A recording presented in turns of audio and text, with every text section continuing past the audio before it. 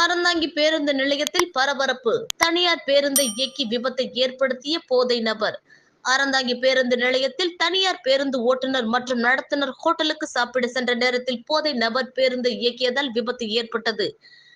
Car chicken noodles கடை சேதம் ஏற்பட்டதால் பரபரப்பு ஏற்பட்டது. புதுக்கோட்டை மாவட்டம் அறந்தாங்கி பேருந்து நிலையத்தில் நின்று கொண்டிருந்த கேபிஎல் தனியார் பேருந்தை கிடங்கிவயல் பகுதியைச் சேர்ந்த ரகு என்ற இளைஞர் போதையில் பேருந்து நிலையத்திலிருந்து கட்டுமாவடி முக்கம் வழியாக ஓட்டி சென்று எண்ணல்புரம் பகுதியில் நின்று கொண்டிருந்த கார் மற்றும் சிக்கன் நூடுல்ஸ் கடை மீது மோதி வாகன விபத்து ஏற்படுத்தியுள்ளார். அருகில் இருந்தவர்கள் உடனடியாக பேருந்தை இயக்கிய நபரை பிடித்து விசாரணை செய்ததில் அவர் ஆவடையார் கோவில் தாலுகா கிடங்கிவயல் பகுதியைச் சேர்ந்த பழனிசாமி என்பவரின் மகன் ரகு வயது 32 என்று தெரிய வந்தது.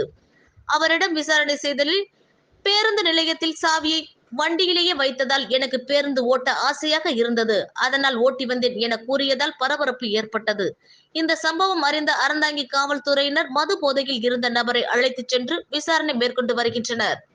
இரவு நேரத்தில் பேருந்துகளை நிறுத்தும் பேருந்து ஓட்டுநர்கள் சாவியை எடுத்து பத்திரப்படுத்தினால் மட்டுமே இதுபோன்ற விபத்தை தடுக்க முடியும்.